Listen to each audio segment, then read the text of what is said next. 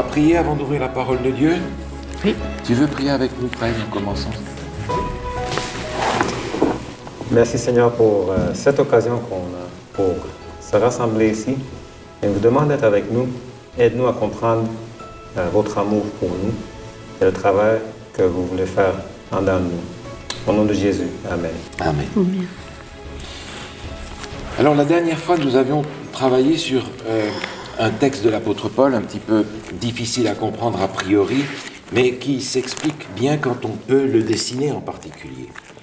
Et on a évoqué deux notions bibliques qui sont généralement présentées avec deux mots compliqués qu'on n'utilise pas dans le langage courant, justification et sanctification, auxquels s'ajoute glorification en rapport avec la vie éternelle qui nous est promise.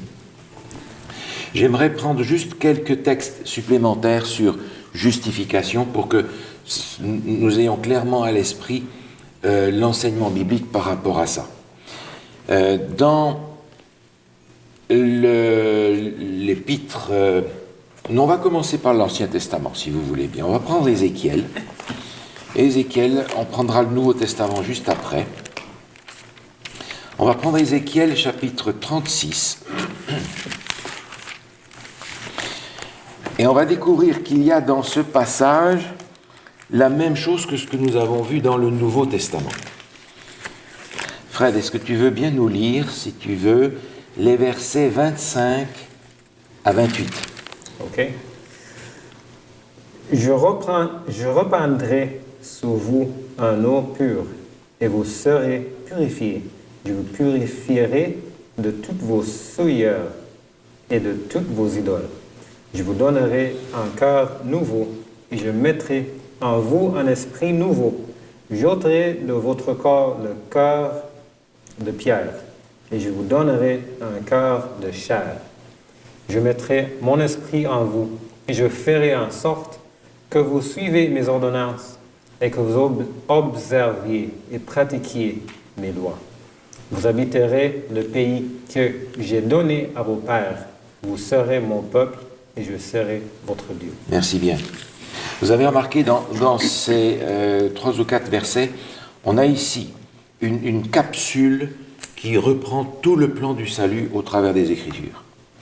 Au verset 25, il nous est dit « Je répandrai sur vous une eau pure, vous serez purifiés, je vais vous purifier ». Référence au baptême, bien entendu.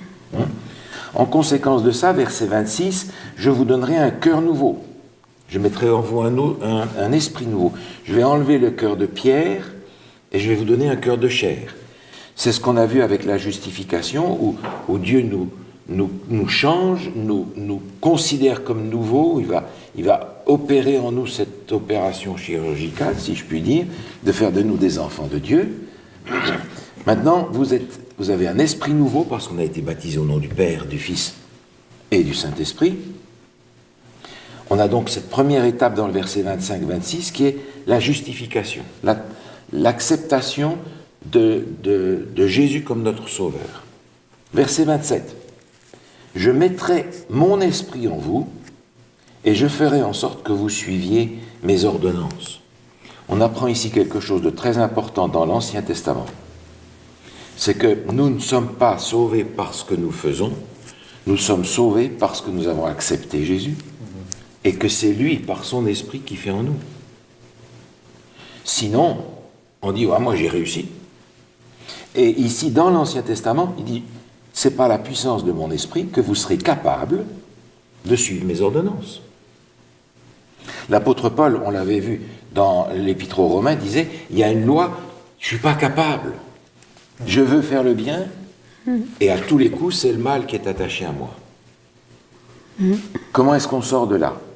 On l'avait vu au chapitre suivant, c'est par la loi de l'esprit de vie qui est en Jésus-Christ, que l'on retrouve ici.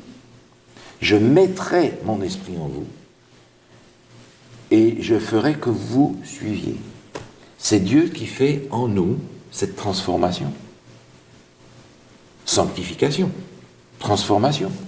Et le verset 27 nous oriente vers la glorification. Vous habiterez le pays que j'ai donné à vos pères, c'est-à-dire la terre promise, qui ne sera pas une terre sur cette terre, mais qui sera la vie éternelle, Parce qu'il nous est dit dans les premières épîtres de Jean, la promesse qu'il nous a faite, c'est la vie éternelle. Donc ici, on a dans ce texte d'Ézéchiel, qui est 5-6 siècles avant Jésus, le programme même que l'on a dans tout le Nouveau Testament et dans toutes les Écritures. On le verra aussi dans le sanctuaire. Maintenant, le contenu de ce passage, nous allons le lire dans le Nouveau Testament, formule plus courte, mais exactement la même, dans l'Épître aux Romains. L'Épître aux Romains, au chapitre 6.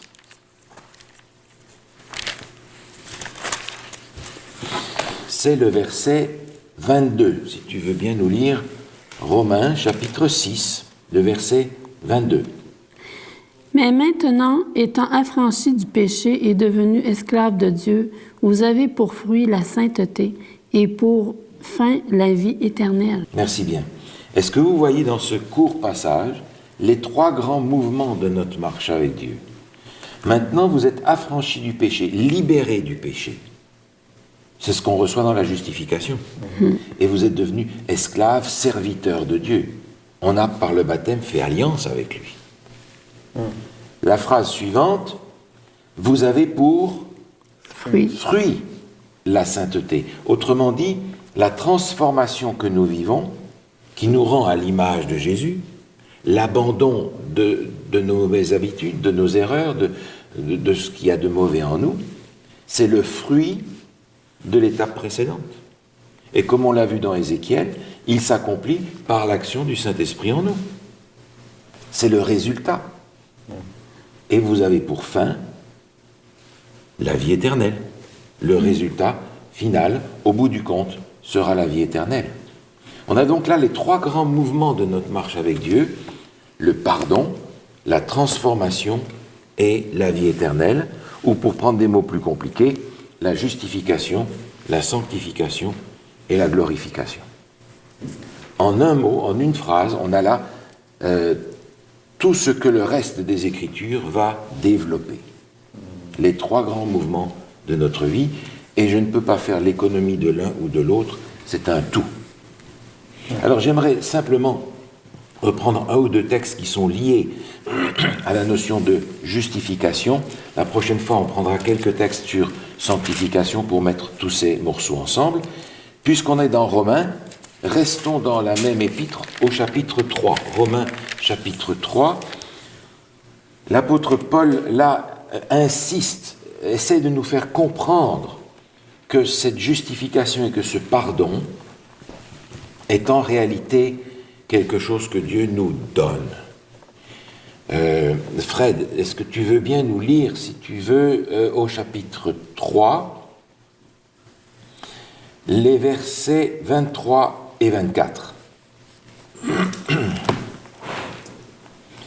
Romains 3, 23 et 24. Car tous ont péché et sont privés de la gloire de Dieu, et ils sont gratuitement justifiés par sa grâce, par le moyen de la rédemption qui est en Jésus-Christ. Merci. Alors ici, l'apôtre Paul essaye d'insister. Il dit, on est tous privés de la gloire de Dieu, on est tous des pécheurs. Dans le même chapitre, un peu plus tôt, il citait l'Ancien Testament où il dit, il n'y a pas un seul juste, pas même un seul. On est tous dans le même bateau.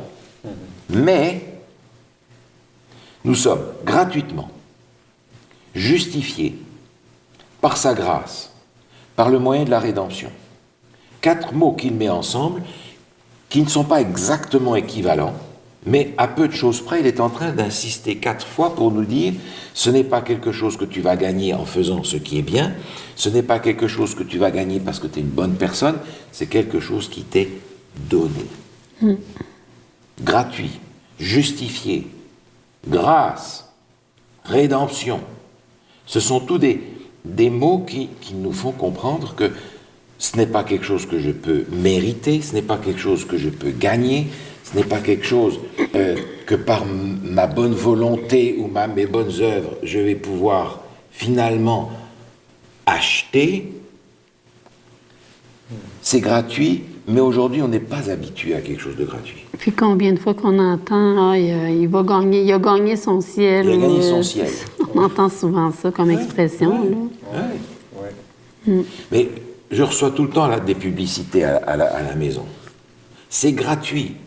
Mais la première chose que je cherche, c'est savoir qu'est-ce qu'il y a derrière qui vont me faire payer 2 fois plus. On n'est pas habitué, nous, dans notre civilisation, à recevoir un cadeau. Et même entre nous, nous avons ce malaise. Regarde, Fred, je te donne 10 000 dollars. Ah oui? Enfin, c'est une illustration. Hein. Je ne les ai pas, mais enfin, on prend l'illustration. Oh, je te donne 10 000 dollars. Bon, tu prends les 10 000 dollars, et puis 15 jours après, je te dis, écoute Fred, est-ce que tu pourrais faire ça pour moi? Mais t'es coincé. T'es coincé. Oui. N'est-ce pas? Tu ne peux pas me dire, non, je ne le ferai pas. Il y a une ficelle derrière, tu vois, qui te tient. Et nous sommes habitués à ce genre de fonctionnement. Si je t'invite à manger chez moi, tu vas te dire, ah ben quand est-ce que tu viens manger chez moi? Parce qu'on veut essayer de repayer d'une certaine manière la dette qu'on a par le cadeau qu'on a reçu. Et on n'aime pas un cadeau parce que ça nous tient toujours. Mais en Jésus, il n'y a pas de corde qui nous tient et qui nous oblige. Il n'y en a aucune. Ça nous est donné. Il faut donc qu'on sorte de cette mentalité occidentale par laquelle on veut être entièrement libre d'aucun devoir envers qui que ce soit. On ne veut se faire acheter par aucun cadeau. Mais quand c'est Jésus qui me rachète, je suis bien content.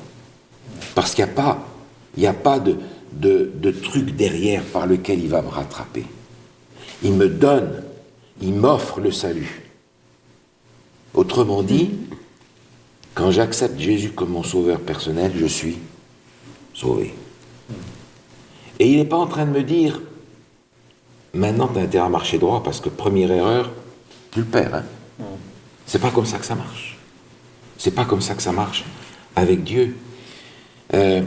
On a ici un essai de l'apôtre Paul qui essaie de montrer, d'insister, d'utiliser un vocabulaire pour nous montrer. Recevez ce cadeau-là.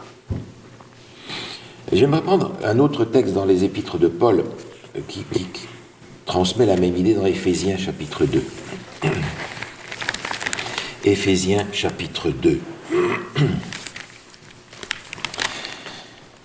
Éphésiens chapitre 2, on va lire les versets 8 à 10.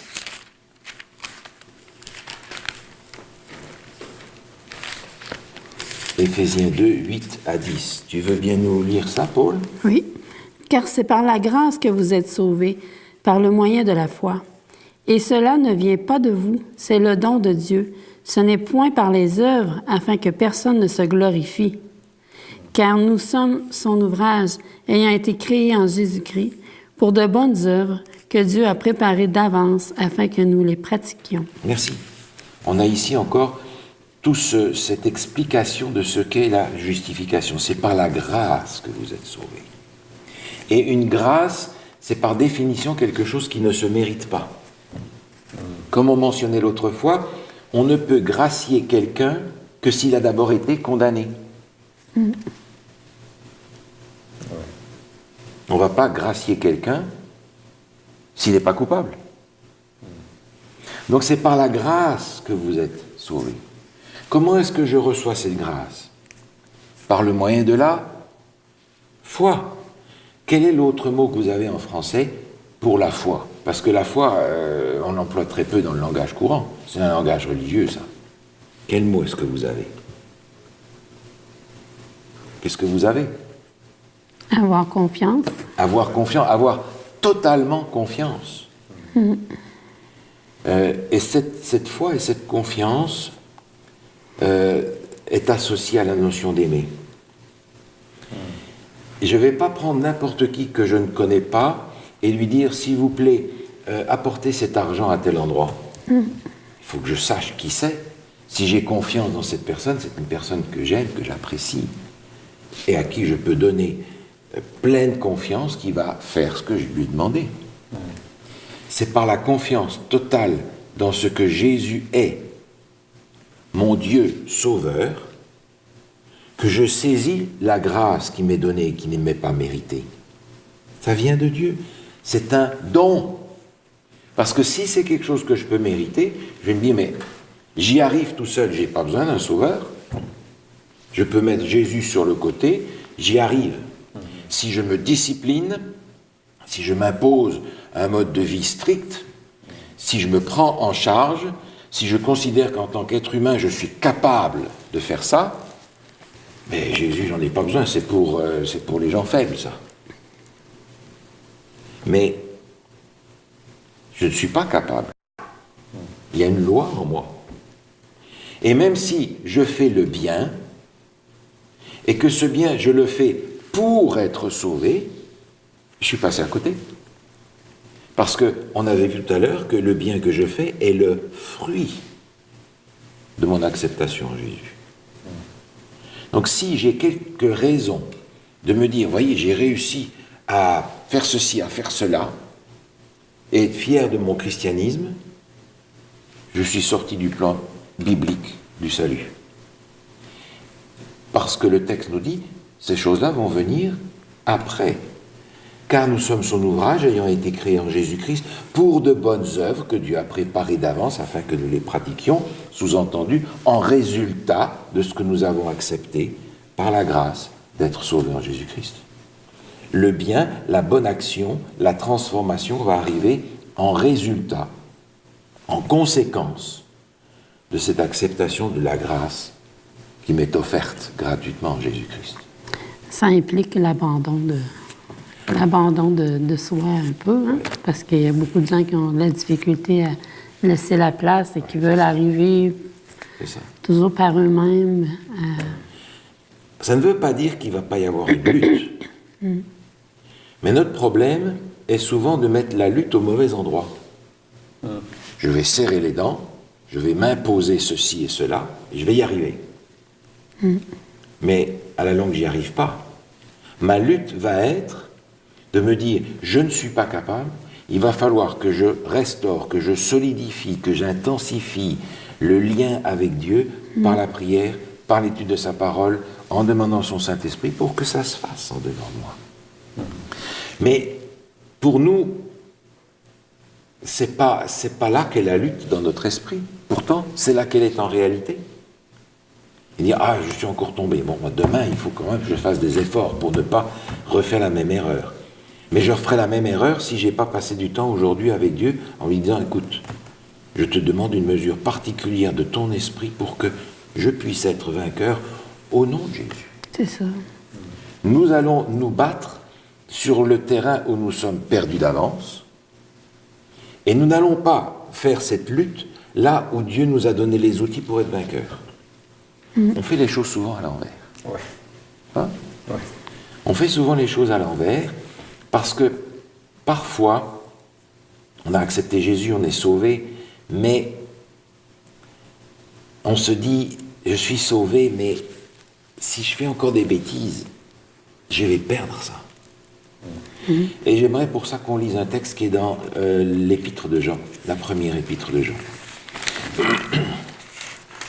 La première épître de Jean, au chapitre 5.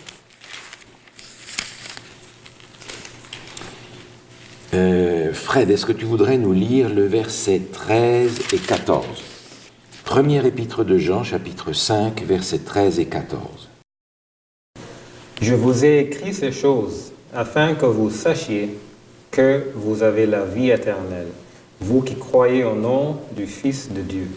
Nous avons auprès de lui cette assurance, que si nous demandons quelque chose selon sa volonté, il nous écoute. Merci. Ce texte nous dit, je vous écris afin que vous sachiez que vous avez la vie éternelle. Il ne dit pas que vous aurez. Ouais. Autrement dit, pour Dieu, à partir du moment où j'ai accepté Jésus comme mon sauveur, j'ai la vie éternelle, même si je dois faire un petit dodo dans la mort, dont on a parlé déjà. Même si je dois dormir quelques années ou quelques milliers d'années, ça n'a pas d'importance. J'ai la vie éternelle. Parce que pour celui qui est mort 5 minutes ou qui est mort 5000 ans, c'est la même chose. C'est un clin d'œil. Vous avez la vie éternelle. Est-ce que ça veut dire que je suis, une fois sauvé, toujours sauvé? Non, parce que j'ai encore le choix. J'ai autant le choix de rejeter Dieu que j'ai eu le choix de l'accepter. Parce que si je n'ai plus le choix, je ne suis plus dans le plan de Dieu. Je ne suis plus un être libre. Mais il y a des gens qui vont croire en Dieu, en tout cas qui vont dire qu'ils croient en Dieu, puis qui vont baisser les bras parce qu'ils vont dire « mais j'y arriverai pas ». Je n'y arriverai pas. Puis ils tournent le dos. Oui. C'est triste. Oui. Alors, savoir que, dans le fond, tous nos frères et sœurs qui sont chrétiens, on est tous des humains, on a toutes des difficultés, puis il faut vraiment s'en remettre à Dieu. Oui. Parce que sinon, on tournerait le dos. Oui, oui, oui. Alors, on sait que le Seigneur, il est là, qu'il nous a acceptés, qu'il dit qu'on est sauvés, mais qu'il faut le prier quand on a des difficultés. Tout à fait. Il faut que ce contact soit de plus en plus fort pour que nous soyons forts de la force qu'il nous donne. Mm-hmm. On va lire un ou deux textes justement en rapport avec ça. Je pense à ce texte de l'Épître aux Thessaloniciens, au chapitre 5. Première épître de Paul aux Thessaloniciens, chapitre 5. Et là, il y a deux versets qu'il ne faut jamais séparer, pour la raison que tu viens de dire. Est-ce que tu veux bien nous lire ça? Oui. Que le Dieu de paix vous sanctifie lui-même tout entier et que tout votre être, l'esprit, l'âme et le corps soient conservés irrépréhensibles lors de l'avènement de notre Seigneur Jésus-Christ. Celui qui vous a appelé est fidèle et c'est lui qui le fera. Alors vous comprenez pourquoi il ne faut jamais lire 23 sans lire 24. Oui. Parce que si je lis 23 tout seul, je suis totalement déprimé parce que qui va être irréprochable par ses forces pour le retour de Jésus? Oui. Si je m'arrête là, je m'en vais, je fais autre chose.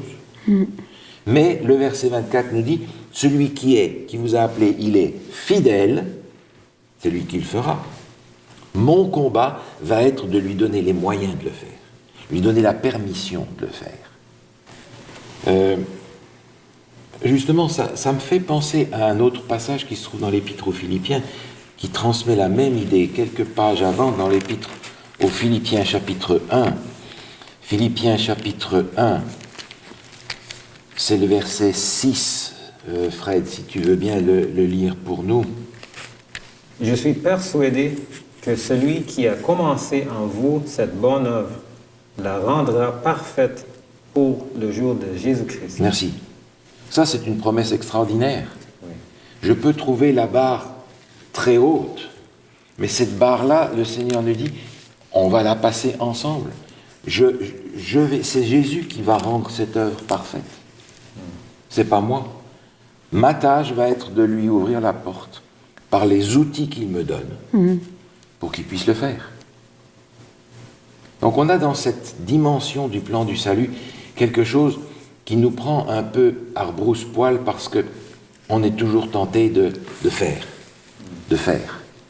Et dans le cas particulier, notre lutte va être de laisser faire Dieu en utilisant ses outils, pas les nôtres, pour qu'il puisse agir. J'aimerais regarder encore un ou deux textes en rapport avec ça dans l'épître de Paul à Tite. Donc, juste avant l'épître aux Hébreux, on a Philémon. Dans l'épître de Paul à Tite, on va retrouver les mêmes notions. Paul, est-ce que tu aimerais nous lire dans Tite chapitre 3, le verset 6 et 7? Et le renouvellement du Saint-Esprit qu'il a répandu sur nous avec abondance par Jésus-Christ notre Sauveur, afin que, justifiés par sa grâce, nous devenions en espérance héritiers de la vie éternelle. Voilà. Il nous a donné le Saint-Esprit en abondance pour que nous puissions continuer à travailler, à avancer, étant justifiés et hériter de la vie éternelle. Cette bonne nouvelle de l'Évangile en Jésus-Christ J'aimerais terminer de la mettre en évidence aujourd'hui par deux textes qui sont dans l'Épître aux Romains.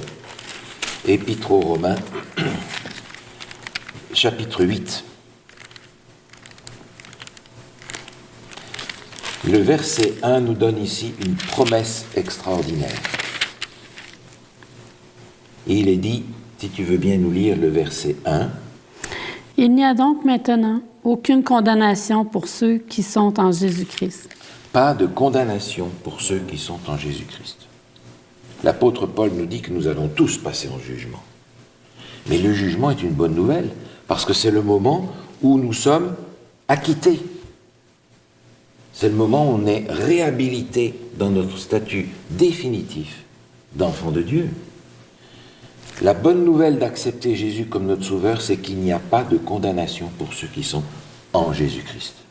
Et parce qu'il n'y a pas de condamnation, la deuxième promesse vient au chapitre 5. Et Fred, je vais te demander de nous lire le verset 1, encore une fois. Romains, chapitre 5, verset 1. Étant donc justifiés par la foi, nous avons la paix avec Dieu par notre Seigneur Jésus-Christ. Merci. Puisque nous avons accepté Jésus, puisque nous avons accepté de faire alliance avec Dieu par le baptême, nous sommes avec Dieu du même côté. Dieu n'est plus un ennemi pour nous. Il est notre Père. Et par conséquent, nous avons la paix. Dieu n'est pas là pour chercher, encore une fois, comme je l'avais déjà mentionné, la plus petite chose en moi pour me perdre. Il est en train de chercher la plus petite chose en moi pour me sauver. Et je peux avancer dans la paix et dans la joie de savoir que parce que j'appartiens à Jésus, je suis sauvé. Et que je n'ai pas besoin de m'inquiéter parce qu'il a promis d'être avec moi tous les jours. Et j'aimerais regarder ce texte qui est dans les psaumes, encore dans le psaume 37, qui nous montre à quel point le Seigneur est de notre côté. Psaume 37. Psaume 37. On va lire le verset 23 et 24. Psaume 37, le verset 23 et 24. Paul, si tu veux nous lire ça. L'Éternel a fermé les pas de l'homme et il prend plaisir à sa voix. S'il tombe, il n'est pas terrassé, car l'Éternel lui prend la main. Voilà. Voilà la manière dont nous marchons en tant que chrétiens avec Dieu. Et ce texte dit, l'Éternel prend plaisir à notre voix. Il prend plaisir à ce que nous faisons, à ce que nous entreprenons. Et il sait très bien qu'on risque de tomber. Et si nous tombons, il est là pour nous prendre la main et pour nous relever. Dieu est définitivement de notre côté par Jésus-Christ. Il est devenu, comme pour Abraham, un ami. Il n'est pas un ennemi, il n'est pas quelqu'un dont on doit avoir peur. Il est quelqu'un avec qui on est invité à tisser des liens de proximité tellement intenses qu'il va nous donner la force de marcher comme lui. J'aimerais remercier le Seigneur pour la grâce qu'il nous fait d'être avec nous, de prendre plaisir à ce que nous faisons et d'avoir donné les moyens de se relever quand on tombe, parce que ça arrive tellement souvent. Mais il est là. Il est là. On prie ensemble.